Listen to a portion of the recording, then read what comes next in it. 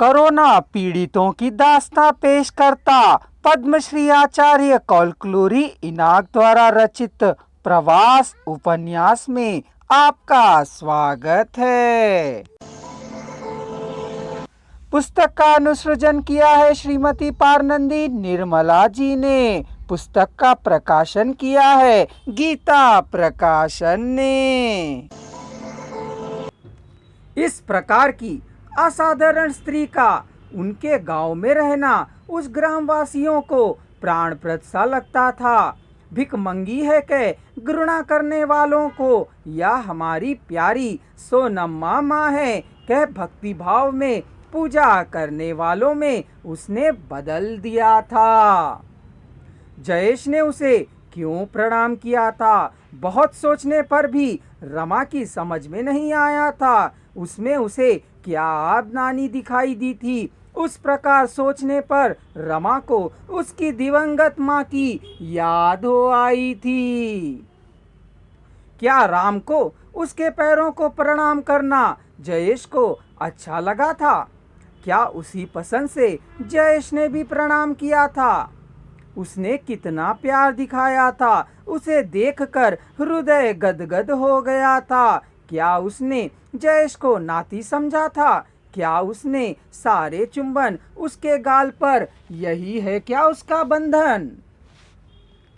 राम ने जयेश को उठाकर अपने कंधों पर क्यों बिठाया था? उसे जयेश पर क्यों इतना प्यार हो आया था? वह क्यों उसे उतना इष्ट हुआ? कौन से बंधन कब और किससे बंध जाते हैं, किसे पता है?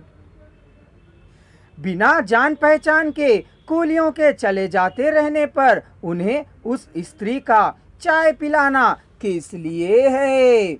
याचना कर जीने वाली अशक्त स्त्री का दान करना किस लिए है? क्या कुछ भी समझ में ना आना ही क्या जीवन है? वह तरह तरह के बीच कर खींचती जा रही थी। उसने सिर उठाकर देखा तो ससाराम का समूह उसके लिए सड़क पर खड़ा था। उससे विदा लेकर जाते हुए देख वह स्त्री स्वयं अपने बच्चे ही चले जा रहे हैं, सोच जोर जोर से रोने लगी। कंधे पर स्थित जयेश को देखकर राम को अपने बचपन की याद हो आई थी। वह भारी है, रमा ने कहा। यह क्या भारी है? राम ने कहा। बहुत भारी है, रमा ने कहा। तुमने जिस भार को ढोया है, क्या मैं उस भार को नहीं ढो सकता हूँ? राम ने पूछा। दादी को क्यों प्रणाम किया? राम ने जयेश से पूछा। क्या मालूम किस लिए?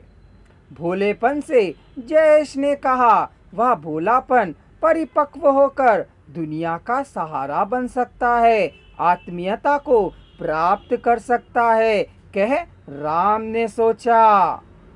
इस सड़क से प्रवासी कूलियों के कई समूह जा रहे हैं, ऐसा लग रहा है, रमा ने कहा।